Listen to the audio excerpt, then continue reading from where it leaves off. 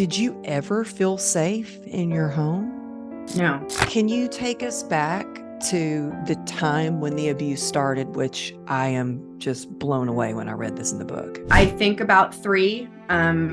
That's when my earliest memory was, and it was my mother's father, my maternal grandfather. My grandmother knew what was happening, and a lot of adults knew what was going on, and no one did anything about it. I was a cutter, and a lot of people, I think, that are cutters will cut where no one can see. They do it for themselves. For me, I did it on my face. You did it And on your face? yeah. And it was just because I wanted my mom to notice that I cut my face. Like, I just wanted her to be like, Kim, are you okay? And I did that through high school. Did and she I ever think, notice? Did no, anybody ever notice that you had cuts on your face? no. Oh my gosh.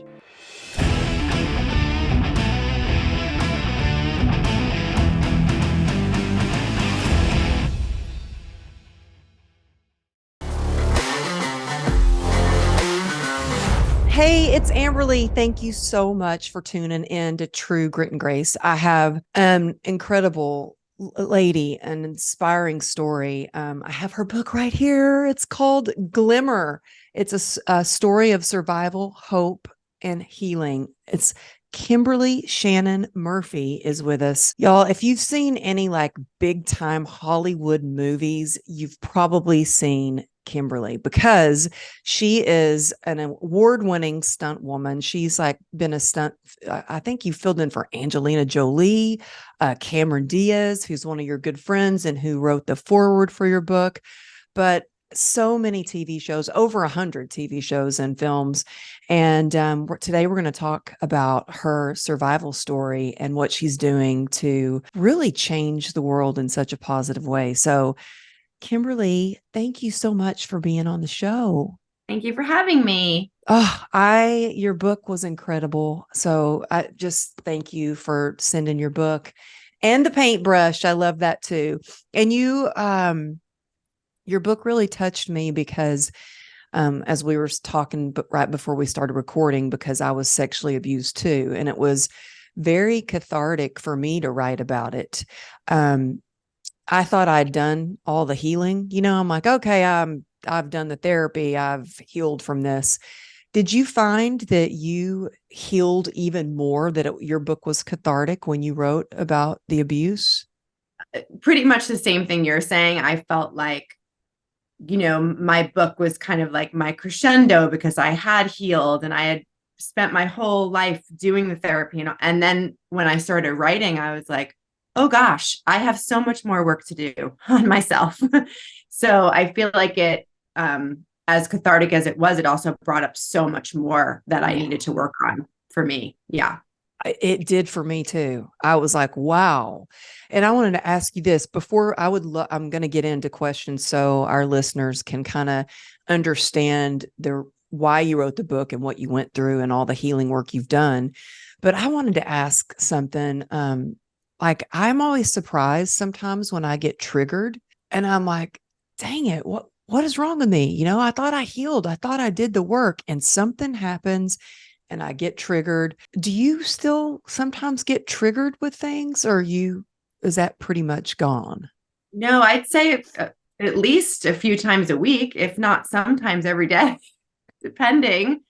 I think the difference now is that I recognize it, Yeah. where before it was just something that I would get, you get triggered and you get angry or you get upset or whatever the feeling is that comes with that trigger, where now I can step back and recognize, okay, Kim, you're being triggered. What about this situation triggered you? So I'm dissecting it in a different way instead of just reacting, which I Yeah. guess is a good thing.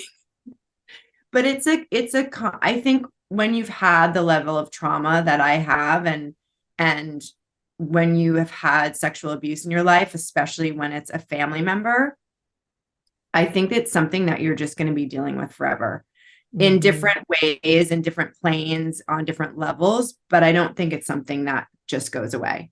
And you know what? Just by you sharing that, I mean, it makes me feel better knowing that I'm not alone in Yeah. that. And in your book, you wrote about you. or maybe it was one of your interviews. I've been stalking you, by the way, just um, but you had said that as you were going through the abuse, you felt like you were the only one, that no one could ever understand, or you feel like you're the only one, very alone. And I felt that way too. So can you take us back to the time when the abuse started, which I am just blown away when I read this in the book? Yeah. I think about 3. That's when my earliest memory was, and it was my mother's father, my maternal grandfather. And, we sort of lived in this bubble of dysfunction, I would say, on the highest degree. My grandfather was extremely successful. He made good money, and my family was all affected by him in some way, shape, or form. And my grandmother was a complete narcissist. And Wait, your grandmother? my grandmother, his wife, yes. And your dad too, right? And my dad, Oh yes, my and my goodness. dad. I think they all kind of find each other, all the Mm-hmm. dysfunction sort of finds each other. And my grandmother knew what was happening, and a lot of adults knew what was going on, and no one did anything about it. And I think when you are in that family dynamic and you're so young, it's just what you think is normal, Yeah. but you also know it's wrong. And Mm-hmm. I just felt like this was my normal, but I also felt like there's no way that this is the normal, but that was my normal, if that makes sense. So it made me feel lonely in the sense of I didn't think any other family was operating this way. And, most families aren't. So yes, it's a very lonely thing. And especially when your abuser, you're terrified of them because you're so young. I was terrified of him. He was very scary. And I felt like I couldn't talk to anybody. And that's a very scary place to be. Well, that, and you look, when you're that young, you look to adults for safety, for security, that you can trust them, that they're going to protect you. And did you ever feel safe in your home? No. Where did your grandfather live? Did y'all all live together, or did he live somewhere Oh, else and you just saw him for the holidays? he lived like 15 minutes away. We probably saw them 3 to 4 times a week. Um, Wow. he was in our life. My mother was very close to him. Um, but he also abused her whole life. So Oh, it was a very painful childhood, very confusing, very painful. I sometimes I'm like, I can't believe I got out or just even got to the other side of all of it, and have a normal, somewhat normal life. Because when you really look at everything that happened, it is kind of amazing. I feel like there's a certain type of person that's able to pull themselves out of that. And I don't think it's many people. I think a lot of people, when they've had this type of trauma, just, go down the wrong road, of course, because, you're trying to do something with all this pain you have. And so, yeah, it's what do been you a think it was in you that, because I totally agree. And my brothers and I, we were raised in the same household. I have a somewhat, I guess, normal life. I've kind of come out of the other side. Not that I don't have, it's not perfect by any means, and I still struggle sometimes, a lot. But my brother sits on death row in Texas, and he oh man. never, yeah, it's you can easily go into addiction or binge eating, or I don't, all kinds of bad stuff. What do you think it was in you that you had that glimmer in you? You always had that glimmer of hope of just getting through the other side. What do you think? Where do you think that came from? I don't know. But I will say that from a young age, I felt always that there was something inside of me that always felt like I was meant for something and I was going to do something with everything that had happened to me. And I always had that like inside of me. I think also being a dancer and being an athlete saved me in a major way, because Yeah. it is an extremely, and Dr. Perry, I don't know if you're familiar with his work. He's not really like in the social media realm, but he wrote a book called What Happened to You with Oprah Winfrey. I Um, haven't read that. I've got to read that. yeah, he's incredible. And he endorsed my book. And I had many conversations with him before it was published. And his thing that he said to me was, you were using positive coping mechanisms through your childhood and your early adulthood, probably without even realizing it, Mm-hmm. like, dance and movement. And so I think I just went to a positive route, thank God. But then also, as you read in the book, I did have negative coping mechanisms that I was doing as well, like cutting and bulimia, which, are not good, but they're also not, heroin. So Yeah. I think it was like walking the line, you know what I mean, without crossing over completely to the dark side, I would say. Yeah, I mean, I completely agree that, I think dance and athleticism is what pulled me through. And I was like, and I am out of here. As soon as I graduate from high school, I'm out of here. I am going to go to LA and make something of my life. And that was hard when you don't have support, or you don't have, you know, uh, help, or you don't feel protected, or, and I want to, speaking of that, um, so your grandmother knew, she didn't do anything about it.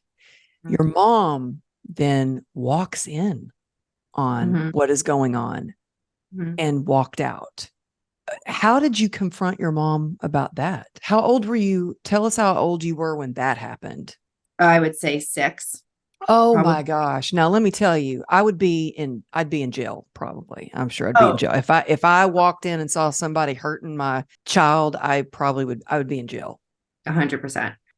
That's a memory that I didn't have, ironically, until recently. And so it's not in the book, but I have spoken about it in interviews. Because and the reason I spoke about it is because I think that it tells you a lot about the power of grooming and the power that somebody can have over you. And my grandfather had that power over so many people. And I do feel like my mom had been disconnecting from her body for so long, from the time she was young and he was abusing her, that it was just another instance of her just disconnecting when Mm. that happened. It's not an excuse. And right now I'm honestly taking a very large break from my family. It's just been a really difficult time for me in that aspect, as I'm sure you know. It's really Mhm. hard to sort of try to look at everything for what it was and then be in relationship with the people that allowed it to occur. Mhm. It's a really kind of like, whoa. It's a hard one. Now, were your sisters abused as well? Um, Or do they you not know, talk about it? we I don't really, I have three sisters. They're not all in the book. And they don't, it's not something that they're comfortable with me speaking about. And so I don't ever want to tell anybody else's story. Yeah, that's hard though. Like when my stepfather, I was 23 when my mom found out that he sexually abused me. And I think it does change the whole, he didn't deny it, by the way, which was crazy. I thought all this time he would, but it was hard. I don't know, it's my half sister, it's her real dad, and it's been hard on the relationship, on the whole family dynamic, and it was really hard to write about it in my book, and it's just a small portion of my book, but it's in there. And I think out of all that I've written, it's one of the things that people have come up to me and said thank you the most about writing that. They're like, I haven't ever told anybody about this, and I appreciate you sharing that because I've been walking around in shame. Have you had, for the most part, with people who have read your book, a lot of people who have come out and said, thank you for writing this book. You're telling my story. This is exactly what happened to me, or Everybody, similar? Yeah. everybody. And, it's so interesting that you say that, because through the years, I was always very open about speaking about my abuse before I even wrote the book. And I would say probably, if I'm just going to, do a ratio, if I had 10 people that I told, 8 of them said to me, oh my gosh, my neighbor, my brother, my cousin, my father, my mother, I never told anybody. You're the first person I'm telling, because they felt safe that I shared my story with them. So it happens so much more than people talk about. And yeah, and I think that just having the conversation is so important for people that do feel exactly like you're saying, that they've been walking around and holding this secret. And you can't start to heal it until you talk about it, until you vocalize it. I mean, that's the first step, right? Is saying it out loud. And that can really have a huge effect on you for a long time, just dealing with the fact that you vocalized it, especially with abuse survivors, because part of the abuse is stifling our voice and keeping us quiet. When we do say it, there's so much that we physically feel, mentally feel, when we finally express the words. Yeah. How old were you when you started to talk about it? 15. 15. Who was the first person you told about it? My mom. Your mom. And what happened when you told her? She, sort of ran out of the room. I just said, Mom, I'm feeling like I'm having like flashbacks, or I'm having these pictures. It was like, for me, like pictures in my head of these horrific moments. And she ran out of the room, and she came back and she said, you're not going to school tomorrow. I'm taking you to my therapist. And I was like, you have a therapist? I didn't even know she was dealing with her memories and her things with her father at that time as well. And I had no idea. So she said the same thing happened to me. And I said, who was it? Who was it? Because in the beginning for me, I didn't really have a face to the person. I was very confused around that. And then I finally said to her, was it your dad? And she said, yes. And then that just kind of like started the whole thing. Did she hug you or say she was sorry, or was she very affectionate? No. No. Was she upset when you told her you were writing a book?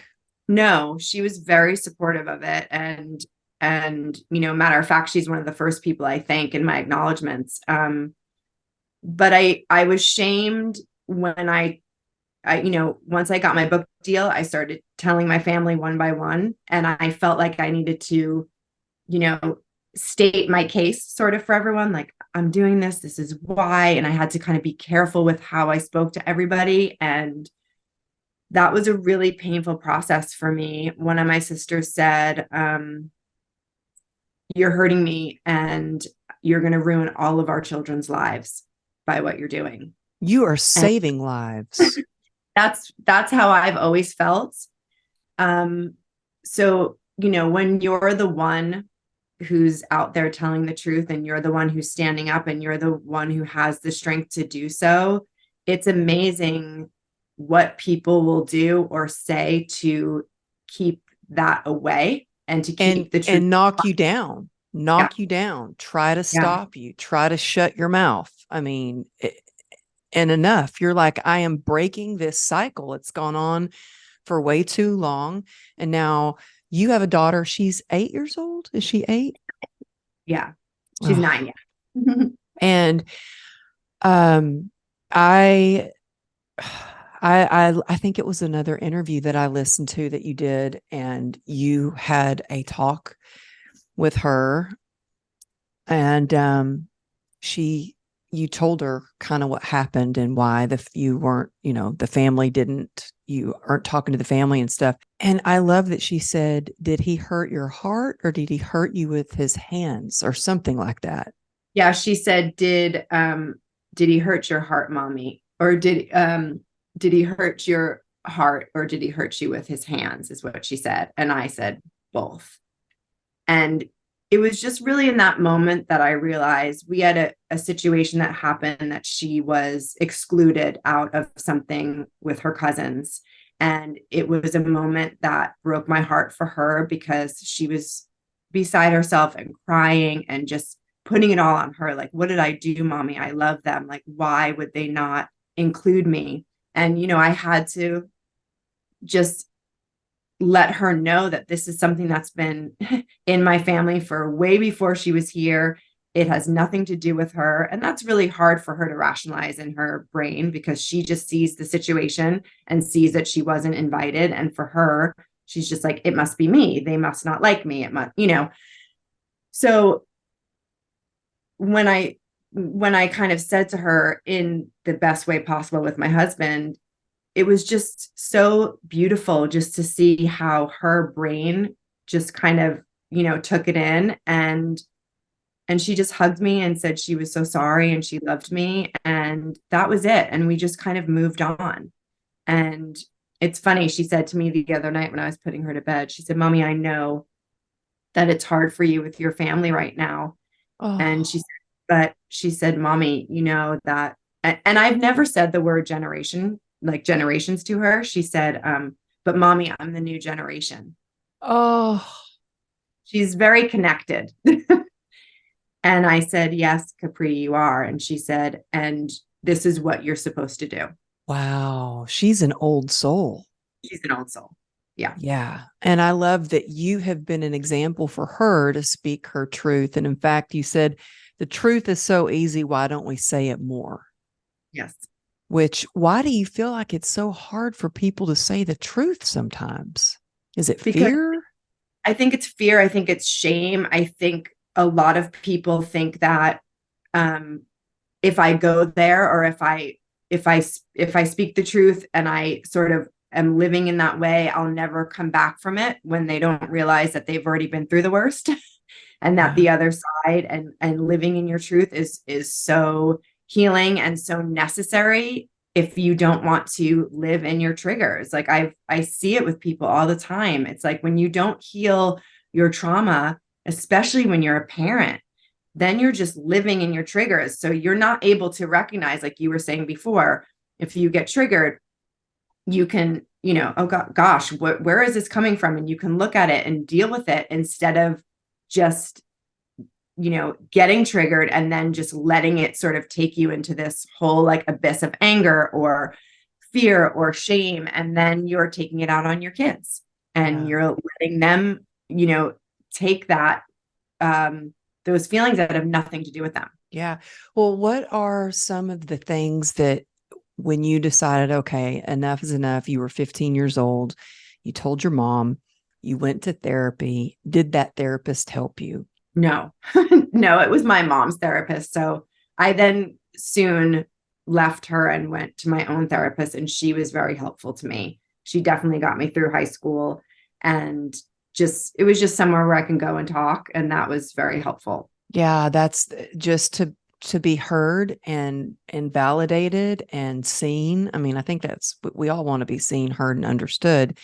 So I'm glad you found another therapist. Are there books that you read that helped you as well? I feel like I didn't really start doing that work until, I will say, until I met Gabor, through my writing of the book, and being able to get connected with all of those trauma therapists for me was life changing. I've done so much work with internal family systems, which was incredible for me. And I did a lot of psychedelic work, which Did really was you? a whole other level of healing for me, which was terrifying. And I wasn't going to actually do it, and it's changed my life. Like, it's completely rewired my brain. That is wild. I have heard Yeah, of that before. But yeah, that is wild. But it rewired your brain, huh? completely. Yes. Wow. It made me look at things for what they actually were, instead of trying to protect myself from looking at those things. So I think the biggest piece for my healing was that I needed to look at my entire family. For my whole life, I just looked at my grandfather, and I obviously hated him, blamed him for everything that happened to me, because he is to blame for everything that happened to me. But I wasn't looking at all of the adults in my life that stood by and didn't. And a lot of them had a lot of information about my grandfather. Like, he had done things through the year, of course, because he was who he was, that were major red flags that nobody spoke out about. And if they did, it would have changed my life, you know? Yeah. So it really made me look at everybody and the participation that each person had in my abuse. Yeah, you have I love your Instagram, by the way. All the quotes that you have and everything. And you says one of your quotes says, "Addiction doesn't run in family, trauma does." And you were really, your life could have been changed if one adult would have just seen what was going on, like taken the blinders off, acknowledged, hey, something is not right. Because this abuse happened. It wasn't like, I mean, it happened right underneath their nose. It would happen at a holiday or I just, there's, when you talk about the abuse, you're in your beautiful white dress and your cross around your neck and your grandfather's there.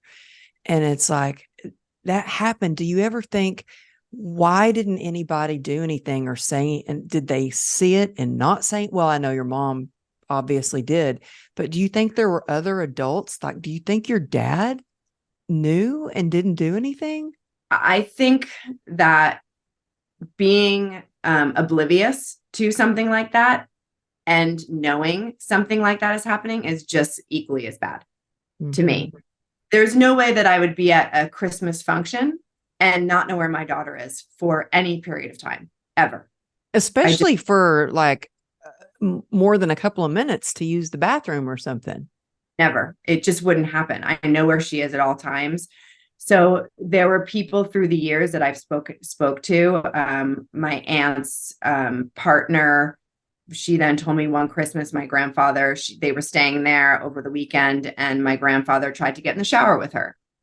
And my question to her was like, why didn't you say anything to anybody? I mean, how are there this many adults around? Because I had a big family, and so we were all, celebrating together always. It wasn't so it's still beyond me how so many adults were around and nobody knew what was going on. So it makes me just think that either they were just drinking and completely oblivious, or knew that something was going on with my grandfather and chose not to look at it, Mm. because there is no other answer. Yeah. And so you have really just broken that cycle. You had a lot of people comment and kind of disagree, and you had some life coaches disagree because you had written that you don't need to forgive to heal. Yeah. Were people saying to you that you have to forgive in order to heal? Is that what it was?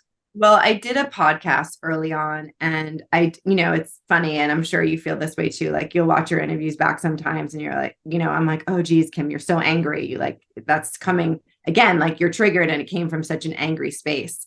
And it was one of my first podcasts, and it was a bigger one. And I said, I actually said, I think forgiveness is a crock of shit, which wasn't probably the best way for me to articulate myself. Well, I But like it. We keep it real here, so I like that. I was like, oh gosh, Kim. And then, they take the clip and they put it out there, and it's just that, 15-second clip. And then you look like I looked really angry. And so I wasn't very happy with the whole situation. And yes, then I got flooded with, you know, you need to forgive, you need, and it's interesting that people put judgment or shame around the forgiveness thing. I think forgiveness is a great thing, and I've forgiven a lot of people in my life, but I also think that there are some things that are not forgivable. And I think when we put the shame around it for people that have had severe trauma, it just adds another unnecessary layer to it. I don't need to forgive my grandfather. There was nothing that he contributed to my life that was anything positive or loving at any time. And matter of fact, Dr. Ramani, who I spoke to about this as well, she has a book coming out, and I think it's called It's Not You. And there is like actual science to the whole forgiveness thing, which made me feel better. And it's basically that if you keep forgiving somebody who is causing you pain, it's actually bad for your mental health. And if you think about it, it makes perfect sense. Like, if someone's hurting you over and over and you keep saying, that's okay, you're not protecting yourself. You're just allowing that to continue in your life. So I think we need to look at forgiveness a little bit like clearer, and especially know that it's not like somebody, crashed my car or, did something very minimal that you, of course, can forgive someone for. We're talking about something much deeper and darker than that. And I don't I don't think that I need to forgive him to heal, because I'm healing and I don't plan on ever forgiving him for it. Yeah. Tell me how you felt when he passed away. That's when my eating disorder started. Like, Really? How yeah, old were you? I was 11. You were 11 when he passed, and then did you become bulimic or I stopped anorexic? eating. I You stopped stopped eating. eating? Mhm. Wow. I don't think I ate for a week after he died. I'm sure I did, like, here and there, but I remember like starving my body, and I remember feeling really good. Like, it felt like for the first time I had control over something. Wow. Because that's what that is. Like Yeah. anorexia, bulimia is when you want to be in control. Like you're feeling out of control and you want to grasp some sort of control. So did your mom, dad, sisters, anybody go, "Oh my goodness, like Kimberly, you're withering away. You're so thin." Did they notice that you weren't eating? I was so skinny in just my life in general. I was really, really skinny. So it wasn't like, I think I stopped eating for about a week and then I started eating again. It for me, my eating disorder came and went. It wasn't anything that I ever did for food, meaning I didn't do it because I thought I was heavy ever. When it carried on into my 20s and I was more bulimic, then I just did it as a control thing. So I wasn't doing it every day, but I would binge and purge mostly when I would have a memory, because I would get like physically ill. Oh, And so it was wow. something that I did to just like get it out of me. So it was more, like I said, a control thing, and more, it's like I had a memory, I would just eat a ton and just puke. So it wasn't like it ever was a weight thing for me. Yeah, it was almost like you wanted to stuff it down and then purge it out. Exactly. And now, how did you heal from the eating disorders? I think they still sort of live in my brain. I don't know that you ever fully get through that. I don't throw up anymore. Matter of fact, interestingly enough, I said to my husband, for years, every Christmas, every Easter, every Thanksgiving, I would puke. And I think it was more just attached to me being around my family, to be honest. And then the last 2 years, I've gone holidays without seeing my family. And they're the first 2 years of my life that I haven't thrown up. Wow. Now, do they live in Los Angeles as well? No, some of them live in California, some live in New York. Yeah, And I think it's, to create those boundaries and to not see the people who you're like, they might be your family, but that doesn't mean that you're going to have to see them. Do you ever plan on seeing them again I or think if doing they, family holidays with them? no, definitely. I mean, we're just not speaking to each other anymore. Um, I think, I think the truth, I think the idea of the book for the people that were supportive of it was great. I was going to write this book. And then I think as the interviews started spilling out, it got harder and harder for people. And everyone has slowly just fallen off, Mm, for other reasons, but I know that that's the actual root reason. mm, And if I, feel like if they ever get to a space where they're doing the work and are wanting to really look at things, absolutely. I would never write anybody off in that way. I'm a very loving person, and but just right now for me, it's just not healthy. yeah. Well, in the beginning of your book, there was you talk about being hurt. I mean, as a stunt person, a stunt woman, you like with your stunt double for Angelina Jolie, Cameron Diaz, you do some crazy stuff, bust through glass, fight scenes, all kinds of stuff. And even did you end up riding the motorcycle for that one movie? Yes. Yeah, that's so cool. But you got hurt Mhm. and you had like glass stuck in your face. Mhm. And it was some sort of validation that people could see that you were hurt on the outside when you had been trying to get validation for hurting so badly on the inside. Yes. Was that like a red flag? Like, oh, something's got to change. Maybe I need to get some therapy. Yes, hugely. And I realized too in that moment, or now I realize that, I was a cutter, and a lot of people, I think, that are cutters will cut where no one can see. They do it for themselves. For me, I did it on my face. You did it And on your face? yeah. And I didn't do like really severe cuts. I did very like on the surface, and I would use like a razor. And it was just because I wanted my mom to notice that I cut my face. Like I just wanted her to be like, Kim, are you okay? And I did that through high school. Did And I she ever think, notice? Did no, anybody ever notice that you had cuts on your face? no. Oh my gosh. Like I said, I would do it over my eyebrow. They were very, nothing like I never like went deep or anything, but they were enough to like scab over. Um, and I was just doing all these things to cry out. Like even when I would throw up at home, I never closed the door. No way. Yeah, it was like I was doing everything for just Just anyone. screaming for help. Yeah. Oh my goodness. And it takes so much courage to finally share what you're going through. Did your dad believe you when Not when I first told him. He'll tell you that he did, which is why we have a really difficult time. Um, he'll say, I've always believed you, but he didn't. And he, I think he couldn't look at that, because if he did, he would have to look at the fact that he completely failed as a parent. Um, but my mom, I told him, Kim's having these memories, and he was like, no way, this couldn't have happened to her. She must have read one of your books, is what he said. oh And it wasn't until I was in my 20s where other people started coming forward about my grandfather, where um, he had written a confession letter as well, my grandfather.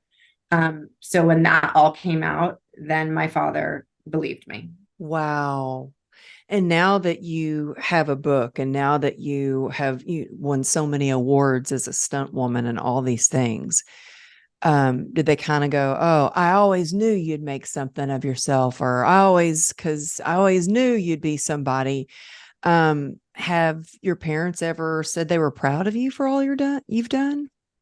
My mom was always proud of me. And she was always my biggest fan for sure. My father put me down every step of the way of my dance career, of my, like then I was breakdancing and I was in a company, and then I was doing acrobatics, and he always put me down. Like you're never going to be able to support yourself. Like this is no way to live your life, kind of thing, until I was on television. Mm-hmm. Everything I changed.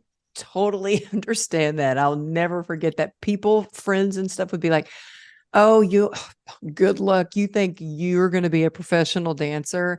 And then a month later, they saw me in an MC Hammer video and they're like, I always knew you could do it. I'd always knew you could make it. You know what I mean? But yeah. Isn't it crazy? And all of my dad's friends would say, he's so proud of you.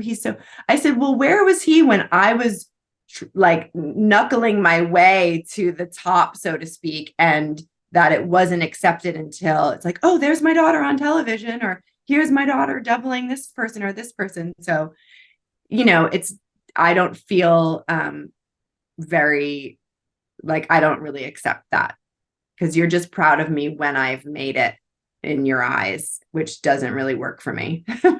Yeah. Well, how did you get into doing stunts? I almost did. There was some shark movie that I was going to be a stunt double for, but then I read it and I had to strip down to like my underwear and bra. And I was like, oh, I can't do that. Oh my gosh, no way. I can't do that. And I'm like, it would have looked like a bathing suit. Like I should have done it. It would have probably been fun. I saw the movie afterward. I was like, well, yeah, I could have done that. But how did you get into stunts from dance into stunts? A lot of my friends, because I was an acrobat at the time, and we were kind of traveling the world, and with a company called Anti-Gravity, which was similar to Cirque du Soleil. So I did silk and all of that.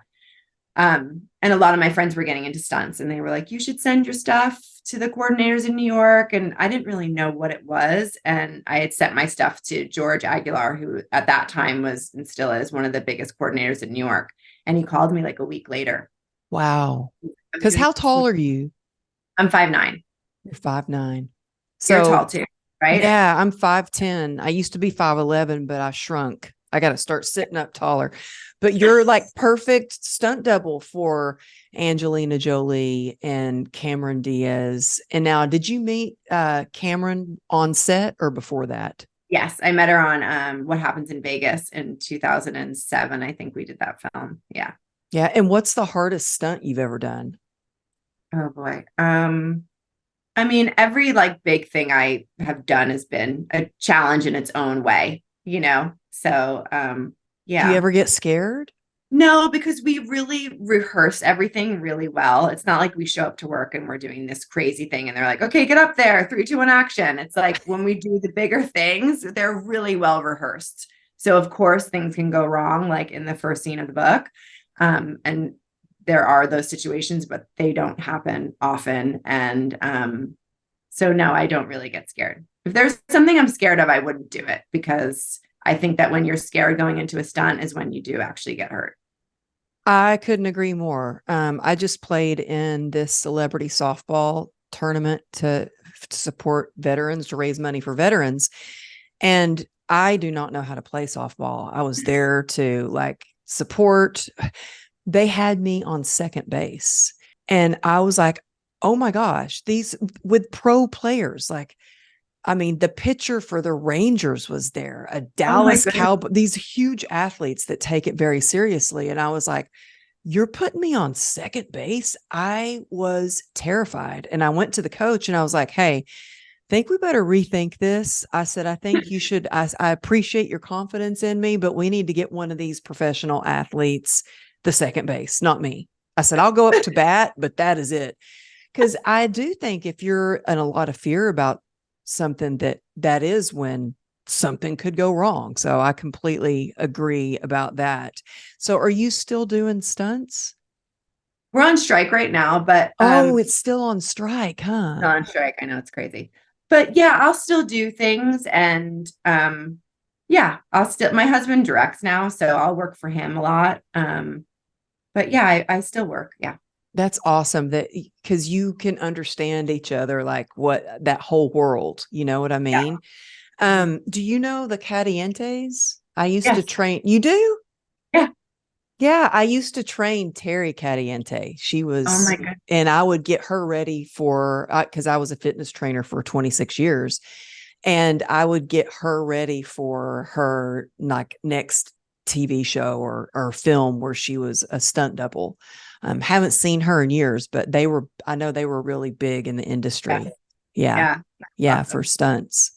So right now you're on strike. Were you working on anything in the middle of anything when you went on strike? Well, the book kind of has taken, the book came out in May, and so I've been just doing promotions for that. And my husband was doing Twisters too. They're doing a second Twisters. So I was out there a little bit, and then my daughter's in it. So that was just like Really? she has a small role, but yes, it's her That is first. so cool. She must think that you are like a superhero. I No, mean, not impressed by me at all. No, she's not. She's like, I double Taylor Swift quite a few times. So for her, that's like the thing that makes me cool, but that's it. that is hilarious. That's how my daughter is. Like I will just get off the stage speaking at this huge event in front of thousands and you just like you're on top of the world. You're like, "Oh my gosh, that was like amazing to get to be able to do that." And I've gotten off stage before and my husband will be like, yeah, you need to get home because the dog is not eating. And oh, by the way, she pooped in your office or, whatever. It's like they don't care about any of that. They're just like, yeah, get home. Like, when are you coming home? And So yeah, true. I did your laundry for you. You know what I mean? You're welcome. Yeah. Yeah. Well, so what is next for you? I want to make this book a film. That's my next. Oh, Yeah. That is good. That Yeah. is good. And Yeah. you have the connections there in Hollywood to do that. Yeah. Yeah. Fingers crossed. There's a producer who's interested in it. So yeah, we have to write the screenplay and then, yeah. So that's what I'm crossing my fingers and I'm, manifesting right now. Yeah. I love that. One part of the book, I mean, I've highlighted so many parts in the book, but y'all get this book, especially if you want that glimmer of hope and you want to thrive, you want to heal. Get Glimmer. It's the story of survival, hope, and healing. Let me hold it up one more time. If you're watching on YouTube, you can see it. And go ahead and, you know what, tag me at Amberly Lago Motivation. And Kimberly, yours is Kimberly Shannon Murphy on Instagram. Stunts. Yes. It's like Yeah. the longest handler on the planet. But you know what? You just like look up Shannon Murphy and it comes up. So like take a screenshot, whether you're listening on Apple or Spotify or YouTube, take a screenshot and tag us at Kimberly Shannon Murphy Stunts and Amberly Lago Motivation. When I see that, I share that in my story. And tell us where the easiest place for people to grab your book. The easiest is Amazon, really. I mean, because you can do 2 clicks and it's at your house the next day. So, Yeah, for sure. And then tell everybody the best place to find you, any upcoming events or any upcoming TV shows that we can look for. Would that be your website? honestly, my Instagram is where I sort of do everything. So that's the best space for it. And we're doing a book signing on December 11th in Santa Monica, my first one. So, yeah. Oh, it's your first one? I haven't done like a signing, no, because I've been doing so many interviews and so many podcasts. So I wanted the book to gain some traction before I did a signing because I'm not, known to write books. So I wanted it to get some traction first. Yeah. So where is it in Santa Monica? It's at Zibby's bookstore. Okay, I think I saw that on your social media. Yeah. Yeah, yeah. So it's on my social media and I'll post closer to the date. So yeah. That's so cool. Well, I'm going to be in Costa Rica at that time, or else I Good for would you. go. Yeah, I'm gonna go. I'm gonna do it. My husband thinks I'm kind of crazy for doing it, but I'm trying stem cell, so we'll see. Oh, good for you. In your Yeah, life. yeah. In my leg, I'm gonna see if it helps with the CRPS. I heard Um, it does. Really? Wow. Well, I'm crossing my fingers, but I'm just so thank you so much for taking the time to be on the show. I've so been looking forward to having you on, and I love everything that you share on your social media. You have such great quotes. Y'all check her out at, again, Kimberly Shannon Murphy Stunts. And thank you again for Thank being you. on. Thank you so Thank y'all much. for tuning in, and go ahead, subscribe to the show so you don't miss next week's episode. But Kimberly, thank you again, and thank y'all for listening. I'll see you next week.